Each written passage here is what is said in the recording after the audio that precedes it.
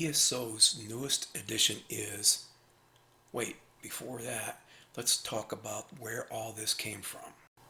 The Elder Scrolls line started in 1994 with the Elder Scrolls Arena. And by the way, it was the role-playing game of the year. 1996 gave us the Elder Scrolls II, Daggerfall, garnering the Game Developer's Choice Award. After a few small add-ons for Daggerfall, one of which dabbled in multiplayer theme, came the next big addition to the family, called The Elder Scrolls III: Morrowind, arriving in 2002, which gathered several awards including Game of the Year. By now, Elder Scrolls was getting a lot of traction, as Morrowind sold well over 4 million copies worldwide. Linda Carter from the original Wonder Woman TV series was just one of the talented voice actors that Morrowind had collected. And then came Oblivion, Elder Scrolls IV Oblivion to be exact, which was released in 2006 with 1.7 million copies out the door the first 2 weeks. Linda Carter was back, and they added to the likes of Sean Bean, fresh off the Lord of the Rings movies, and Patrick Stewart of Star Trek fame, to the good voice acting group they already had. The Game of the Year award was just one of too many to mention, but a couple interesting ones to note. Spike TV gave Patrick Stewart's voice work an award, and the game's music score got an MTV Music Award for Best Original Score. At this time, over 10 million copies have been sold worldwide and counting. Now we come to the big dragon in the room, Elder Scrolls V, Skyrim. Not only does Skyrim have dragons in the game, but sales numbers show the game is a giant dragon itself. Just in the first 2 days after release, Xbox, PlayStation, and PC combined for 3.4 million in sales. During the first day, Steam reported over 230,000 players on Skyrim at the same time. We all know the monster that Skyrim is, so let's just leave the numbers to this.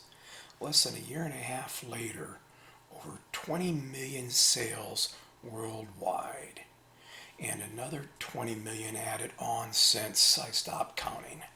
Oh, by the way, PC Gamer magazine, who's been around since PCs have, put Skyrim #1 in their list of the 100 greatest PC games of all time. On the heels of Skyrim's release, Elder Scrolls Online was announced on May 3rd, 2012. It wasn't just an idea on the chalkboard either, as rigorous player testing began right around that time. On April 4th, 2014, ESO was released for Windows and Mac OS, with Xbox One and PlayStation 4 servers joining on June 9th, 2015. The initial map had a couple familiar faces. Cyrodiil is the region involved in the Oblivion game and the home of the Imperial ruling power. At this time, there is no surviving rulers and chaos is rampant. So much so that Cyrodiil has been designed for a player versus player area. Players from the three alliances try to gain control of enough areas to crown an emperor. Daggerfall is the home for one of those player alliance locations. The native races of the Covenant's region are the Bretons, Redguard, and the Orcs.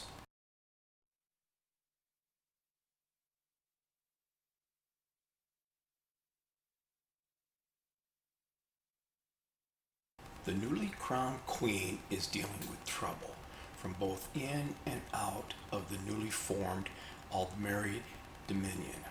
The Queen has quickly gathered not only the High Elves, but both the Wood Elves and the cat-like race called Khajiit.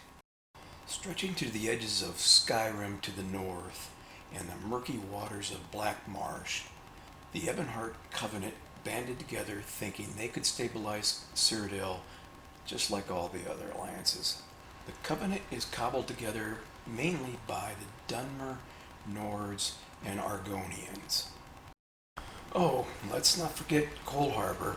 For a place you can't wait to get out of, you will keep finding yourself back there over and over again. When Craglorn was initially released in May of 2014, it was delivered in 2 sections with the south and north pieces a couple weeks apart. Designed as an adventure zone for groups of higher level players, originally this area was restricted to characters level 50 or higher. The ancestral home of the race known as the Orcs by everyone but the Orcs themselves is called Hrothgard. Orsinium is the main city in this region.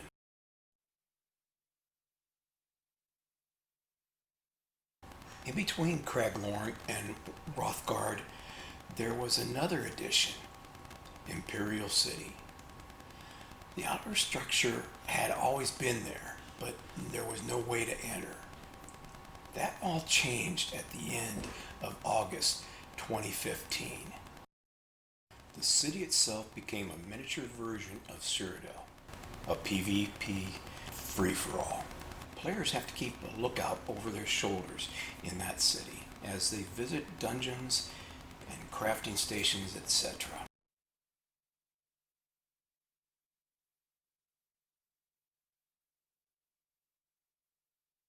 Early in 2016, 2 favorites in Elder Scrolls arrived in a DLC, the Thieves Guild and the Assassin's group known as the Dark Brotherhood.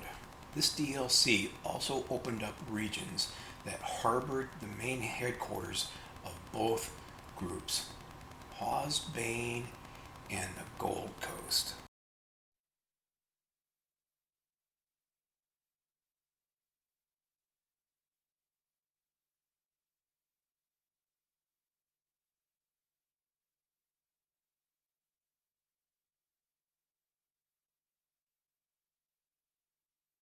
I guess I should have mentioned this before, but ESO takes place ages before the Elder Scrolls standalones, and this next DLC illustrates it the best. Morrowind. These 2 pictures show Vivec City with the left showing shiny new buildings and even some still under construction, while the right side shows weather-worn and faded structures.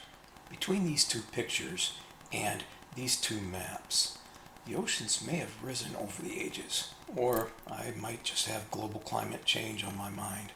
What I do know is, an add-on for Morrowind, Clockwork City, was introduced for Mac and PC on October 23rd, 2017, with Xbox One and PlayStation 4 a couple weeks later. Tick-tock, little clock. The DLC that arrived on June 5th, 2018 brought us Somerset, the ancestral home of the High Elf race. For me, there was one thing that stood out from all the rest. Sure, a couple big chunks of real estate were great. The Psijic Order came along and bringing a new line of combat skills too. The abyssal geysers kind of remind me of back home, and those dark anchors dropping down on people willy-nilly. But that's still not it. For years we've been looting chests and backpacks, etc., and usually having to be satisfied with something from the Mages Guild or worse. I'm of course talking about jewelry. Rings and pendants finally could be player crafted thanks to this DLC.